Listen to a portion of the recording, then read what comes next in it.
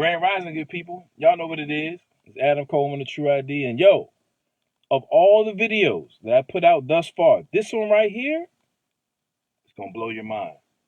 Totally blow your mind. So I was tagged the other day on Instagram. I was on IG and got tagged into a post about this meme right here. Boom. Now in the meme, you got the word Israel broken down as Isis, Ra, and El.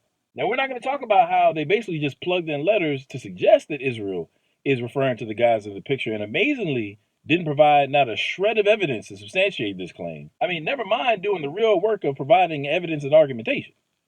No, sir.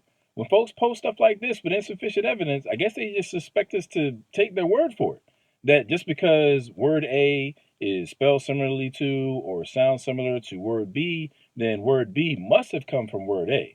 We're not going to get into how with the meme or the caption or comment that was posted along with it, in neither of those did the poster of it provide a single primary source to substantiate the claim, nor did he refer to any scholarly work that would demonstrate that there's some etymological history that really did connect Israel to Isis, Ra, and El in the manner that he suggests.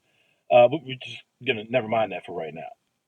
Oh, and we're definitely not going to get into how it's a guaranteed pseudo-scholarship red flag anytime somebody throws out the Son, S-O-N, versus Son, S-U-N argument to suggest that Jesus, the Son of God, comes from Ra, the Sun God, as you see here suggested in the meme. People often try to do the same mess with Jesus and Horus, but it's obviously all silly because it's based upon Son, S-O-N, and Son, S-U-N, sounding similar or looking similar in English. But of course, while son and son are one-syllable homonyms in English, the same connection can't be found between them in the languages that the Bible was actually written in, Hebrew and Greek.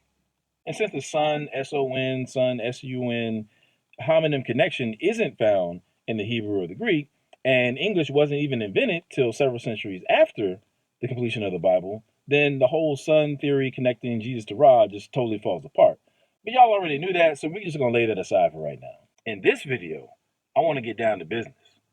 And I received a revelation from the ancestors that's going to blow your mind. Basketball is an ancient African Kemetic science. That's right, family. Basketball. You ever wonder why black people just flock to basketball, why we're so successful at it? The ancestors have been trying to tell us this whole time.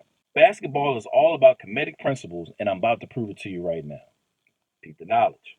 Basketball, or really if we're being precise, we should be saying basketball, because Bes is an ancient Egyptian dwarf god. Just do your research, look it up for yourself.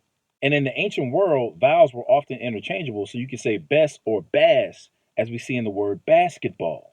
So now let's talk about Ket, which is really a short form of Kauket, which is the ancient Egyptian goddess of darkness or bringing in of the night.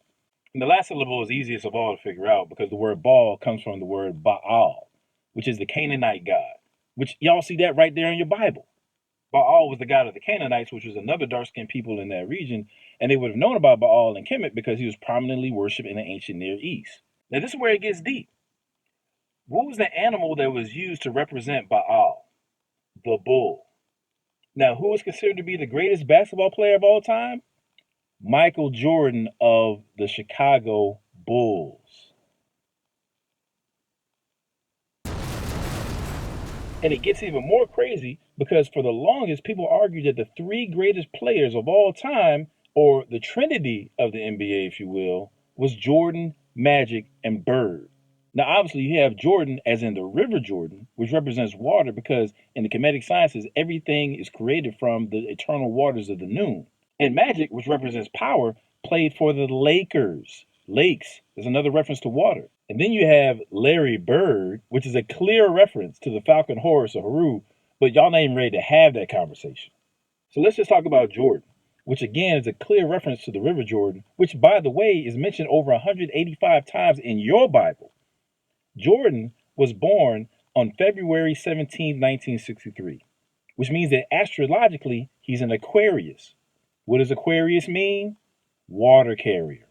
And for those of y'all who want to get biblical with it, Jordan's main number was 23, and he retired twice. If you go to Psalms 23, verse 2, it says he leads me beside the still waters. Come on, man.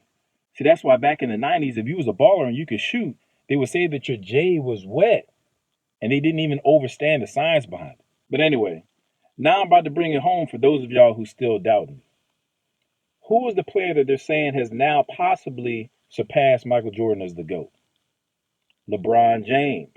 Or should I call him by his nickname, King James? That's right, King James, as in King James Bible. Oh, you thought that was just a nickname, huh?